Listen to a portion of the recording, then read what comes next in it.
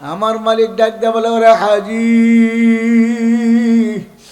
আমার বান্দি তার বাচ্চার জন্য পানি তালাশ করতে যাইয়া সাফা পাহাড় থেকে মারোয়া পাহাড়ের দিকে তাকালে পানি টলমল টলমল করতে আছে, দেখতে আছে। আবার একটা দূর দিয়া সাফা পারোয়া যায়, সাফা পাহাড়ে যায় দেখে পানি না, ওই পাহাড়ের পাথরগুলো জলমল করতে আছে।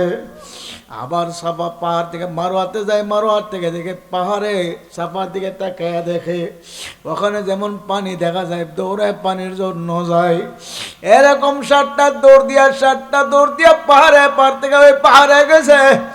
আমার মালিকের 7টা দৌড়কে এমন পছন্দ করছে, এমন কবুল করছে, আর ওরা সকল উম্মতের জন্য কিয়ামত পর্যন্ত সমস্ত হাজিদের জন্য, উমরাকারীদের জন্য সাফা মারা দৌড়ানি আমার মাওলা ওয়াজিব করিয়া দিছে। জোরে কোন সুবহানাল্লাহ।